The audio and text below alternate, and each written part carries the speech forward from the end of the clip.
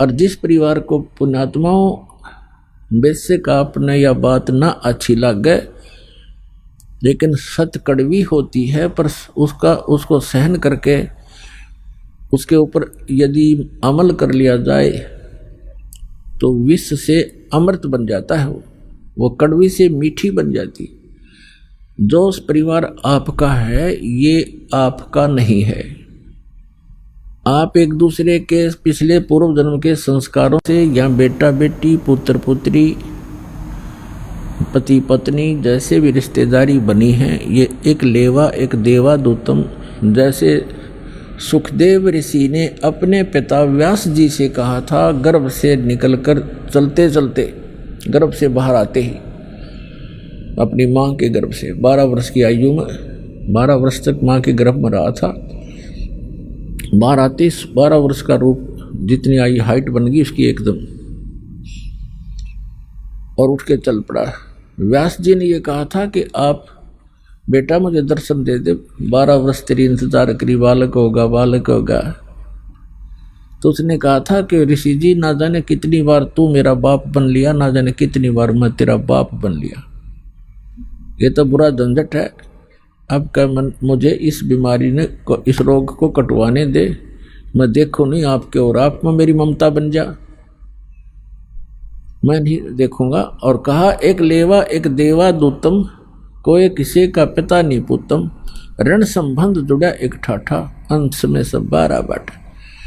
आज आपकी मृत्यु होगी वृद्ध होकर, आप मनमाना नाइजीरिया में जन्म ले लोगे, फिर पुत्र की मृत्यु होगी वो मनमाना अफ्रीका में जन्म ले, क्योंकि संस्कारवश जन्म लेगा, आगे थोड़े इकट्ठे हो सकते हो। और ये जो साधना आपको बताई जाती है सत भक्ति, इससे आप पूरे परिवार जो आज दीक्षा ले लेगा, क्योंकि ममता तो आपकी में रहेगी थोड़ी बहुत, लेकिन आप में एक आस्था और प्रबल हो जाएगी इस ज्ञान के आधार से कि हम वहाँ जाएंगे सतलोक में, और इनको हमने भक्ति पर लगा दिया, ये भी वहीं आ जाएंगे अपना समय पूरा करके, तो हम फिर वहीं ऐसे इकट्ठे हो जाएंगे, क्योंकि ये सत्य है और ये ज्ञान आपके हृदय में समाया रहेगा। इनमें अगर आस्था भी रहेगी तो आप यहाँ रहना नहीं चाहोगे। आस्था का अर्थ होता है उसके अंदर वापस आकर यही इनके पास रहने की आस्था अगर आपकी रहेगी तो फिर पार नहीं हो सकोगे। इस ज्ञान के आधार से आपके हृदय में ये समा जाएगा कि ये लोग ठीक नहीं है, हे भगवान फिर जन्म ना देना, हे परमात्मा हमारा भी जन्म फिर ना देना।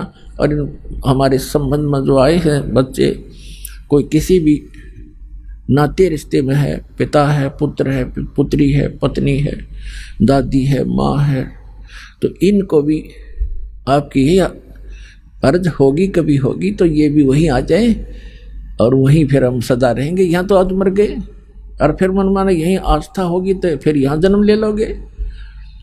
ये जन्म मरण का रोग ऐसे कटेगा जो अब दास उतारा। तो कहने का भाव ये है कि आप एक दूसरे के साथ यह परिवार बना है, ये एक ऋण है, एक दूसरे का कोई लेना देना है। तो वो भी इंसान अच्छा नहीं होता जो लेन देन ठीक से ना करे। आपको ये पता लग गया कि ये इनका हमें आपस में कुछ लेना देना है, इसलिए हमारे साथ है, तो वो इंसान भी निकम्मा होता है जो अपने लेन देन को ठीक से ना सुलझावे, वो भी अच्छा नागरिक नहीं होता। तो आपने एक अच्छे भगत भी बने रहना है, और जो भी जिस रूप में आपको पुत्र या पिता, पुत्री या माता, बहन मिला है, उन सब को वो एक रोल एक अच्छे पात्र की तरह आपने सुपात्र की तरह उसको वो भी निभाना है, तभी आप सफल होगे।